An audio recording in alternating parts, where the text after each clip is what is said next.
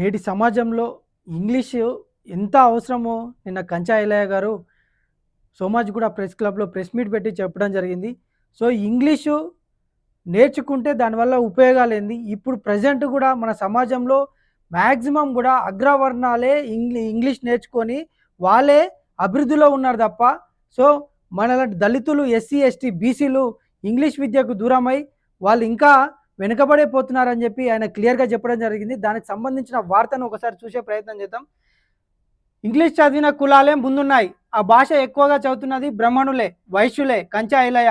ఆ తర్వాత దళిత, క్రిస్టియన్లు, బీసీలు, దళితులు. గ్రామ స్థాయిలో ఇంగ్లీష్ స్కూల్స్ పెరిగితేనే అభివృద్ధి. రిజర్వేషన్లు 100 ఏళ్లున్నా ఇంగ్లీష్ రాకపోతే అంతే. బీఆర్ఎస్ పిలుపు మేరకు నో క్యాస్ట్ అని చెప్పారని డౌట్ వస్తున్నది. క్యాస్ట్ సర్వే రిపోర్ట్ పైన రౌండ్ టేబుల్ సమావేశం.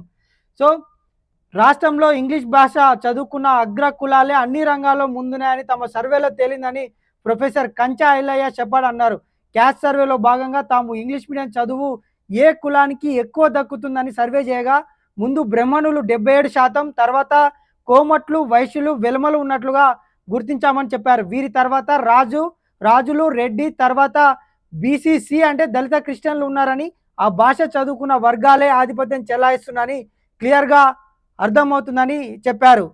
సో, రిజర్వేషన్లు 100 ఏండ్లున్నా ఇంగ్లీష్ రాకపోతే బీసీ, దళిత కులాల్లో మార్పు అసలే రాదన్నారు. జనాభాలో 0.4% ఉన్న వెలమలు అధికారాన్ని చేజిక్కించుకుంటున్నారని, అంటే 1,02,000 మంది కొన్ని కోట్ల మందిని శాసిస్తున్నారని పేర్కొన్నారు. తెలంగాణలో బ్రాహ్మణులు 0.9% ఉన్నారని, వారి చేతుల్లోనే రోడ్లపై నడిచే కార్లలో 16.4% ఉన్నాయన్నారు.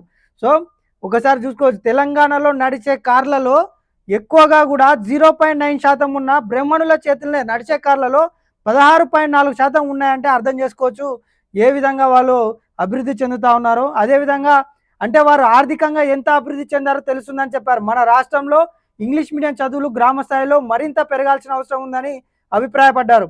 ఆ భాషలో చదువు మారుమూల ప్రాంతాల్లో ఉన్న అట్టడుగు వర్గాల్లో ఉన్న వారికి చేరినప్పుడే అభివృద్ధి సాధ్యమవుతుందని అన్నారు. ముఖ్యంగా కుల జనాభా లెక్కలు చూడొద్దని, ఏ కులం ఎంత వెనకబడి ఉందో అనేది చూడాలని చెప్పి పేర్కొన్నారు.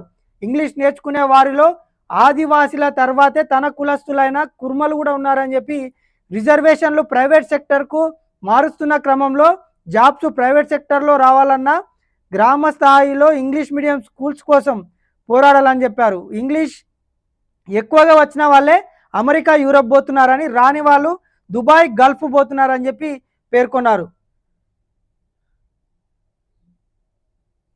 ఇది కంచా ఐలయ్య గారు నిన్న సోమాజిగూడ ప్రెస్ క్లబ్‌లో ప్రెస్ మీట్ పెట్టి చెప్పడం జరిగింది. సో, ఇంగ్లీష్ విద్య ఎంత అవసరమో చెప్పడం జరిగింది. ఈ అగ్రవర్ణాలే ఇంగ్లీష్‌ని అభ్యసించి అమెరికా, యూరప్ పోతున్నారు.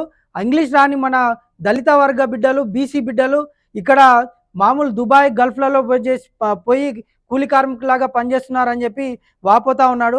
ఈ అగ్రవర్ణాలే ఈరోజు అధికారాన్ని చెలాయిస్తున్నారని చెప్పి క్లియర్‌గా చెప్పడం జరుగుతూ ఉంది. అదేవిధంగా తెలంగాణలో నడిచే కార్లలో 16.4% కూడా అగ్రవర్ణాల కార్లే ఉన్నాయి. అంటే ఒకసారి అర్థం చేసుకోవచ్చు వాళ్ళు ఏ విధంగా అభివృద్ధి చెందుతున్నారో. సో, ఇంగ్లీష్ మీడియం స్కూల్స్ తెలంగాణలో పెరగాలని చెప్పి మా ఆర్కే మీడియా నుంచి కోరుతా ఉన్నాం. ఎందుకంటే ప్రైవేట్ స్కూళ్ళలో చదివించుకునే స్తోమత పేదవర్గ బిడ్డలకు ఉండదు. కాబట్టి అగ్రవర్ణాలు చాలా వరకు కూడా వాళ్ళు అభివృద్ధి చెందారు కాబట్టి వాళ్ళు మెయిన్ కార్పొరేట్ స్కూళ్ళలో వాళ్ళ పిల్లల్ని చదివించుకొని ఇంగ్లీష్ మంచిగా నేర్పించుకొని అన్ని స్కిల్స్ నేర్పించుకొని వాళ్ళు యూరప్లు, అమెరికాలు పంపుతా ఉన్నారు. సో, పేద బిడ్డలకు ఇంగ్లీష్ దూరం అయ్యి ఇక్కడ గవర్నమెంట్ స్కూళ్ళలో ఇంగ్లీష్ మీడియం స్కూల్స్ ఇక్కడ ప్రైవేట్ తెలంగాణలో రావాలని చెప్పి ఆయన కంచా ఐలయ్య గారు కూడా చెప్పడం జరుగుతుంది. ఎందుకంటే అట్టడుగు వర్గాలకు ఇంగ్లీష్ విద్య అందినప్పుడే వాళ్ళు అభివృద్ధి చెందుతారు. ఎందుకంటే నేటి సమాజంలో మనం చూసుకోవచ్చు, ఏ జాబ్ కావాలన్నా, ఎక్కడ పోవాలన్నా కూడా కనీసం రిసెప్షనిస్ట్ జాబ్లో ఉండాలన్నా కూడా లాంగ్వేజ్ కంపల్సరీ అవుతుంది. సో, ఇంగ్లీష్ నేర్చుకుంటే వాడు ఎక్కడ పోయినా బతుకుతాడని చెప్పి మనం అనుకోవచ్చు. ఎందుకంటే ఇంగ్లీష్ నేర్చుకుంటే ఇప్పుడు ఎటువంటి జాబ్కి పోయినా ఎక్కడ బయటికి పోవాలన్నా కూడా కమ్యూనికేషన్ ఈజ్ ఇంపార్టెంట్. ఇంగ్లీష్ ప్రతి ఒక్కరు ఇంగ్లీష్ పైనే బేసిక్గా ప్రతిది కూడా ఇంగ్లీష్ పైనే ఉంటుంది. కాబట్టి ఇంగ్లీష్ లాంగ్వేజ్ నేర్చుకున్నాడు ఫ్యూచర్లో చాలా అభివృద్ధి చెందుతాడు. కాబట్టి దళిత వర్గాల బిడ్డలకు, బీసీ బిడ్డలకు గత 80 ఏళ్ళుగా ఈరోజు అధికారం రాకపోవడానికి కారణం వాళ్ళని ఎడ్యుకేషన్కి దూరం చేయడమే. ఎందుకంటే అభివృద్ధి చెందిన వాళ్ళే వాళ్ళు మెయిన్‌గా ఇప్పుడు గవర్నమెంట్ స్కూల్‌లలో ఇంగ్లీష్ మీడియం స్కూల్ తక్కువ కాబట్టి అక్కడ పిల్లలకు ఇంగ్లీష్ కమ్యూనికేషన్ తక్కువగా ఉంటుంది. కానీ అగ్రవర్ణ పిల్లలు వాళ్ళని డబ్బులు ఎక్కువగా ఉండి వాళ్ళు ప్రైవేట్ కార్పొరేషన్ స్కూళ్ళలో సెపరేట్‌గా చదివించడం వల్ల వాళ్ళు ఇంగ్లీష్ నేర్చుకొని ఇంకా అభివృద్ధి చెందుతా ఉన్నారు. సో, ఇక్కడ గవర్నమెంట్ స్కూళ్ళలో ఇంగ్లీష్ లేక పిల్లలు ఇబ్బంది పడి వాళ్ళు ఇంకా అట్టడుగు స్థాయిలోనే ఉంటున్నారని చెప్పి చెప్తా ఉన్నారు. సో, అగ్రవర్ణాలు ఏ విధంగా బీసీలను మరియు ఈ దళితులను ఏ విధంగా పరిపాలిస్తున్నారో క్లియర్‌గా చెప్తా ఉన్నారు. అంటే 1,02,000 మంది ఉన్న వెలమలు 4,00,00,000 మందిని పాలిస్తున్నారని చెప్పి ఆయన సర్వేలో క్లియర్‌గా చెప్పడం జరిగింది కంచా ఐలయ్య గారు. అంటే అర్థం చేసుకోవచ్చు. గత బీఆర్ఎస్ ప్రభుత్వం ఉన్నప్పుడు గూడా రెడ్లు, వెలమలే ఎక్కువగా గూడా ఇప్పుడు ప్రెజెంట్‌గా గూడా రెడ్లు, వెలమలే మనల్ని పాలిస్తా ఉన్నారు. సో, అధికారం అనేది బీసీలకు దక్కినప్పుడే బీసీలకు ఈ దళిత వర్గాలకు దక్కినప్పుడే ఇక్కడ అభివృద్ధి మనం కూడా సాధిస్తాము. సో, ప్రభుత్వం గూడా ఆలోచించి సో, ప్రభుత్వం తెలంగాణకు గూడా ప్రైవేట్ స్కూల్స్‌లో ఈ గవర్నమెంట్ స్కూల్స్‌లలో ఇంగ్లీష్ విద్యను ఇంగ్లీష్ మీడియం స్కూల్స్ తీసుకురావాలని చెప్పి మా ఆర్‌కే మీడియా నుంచి కోరుతా ఉన్నాం.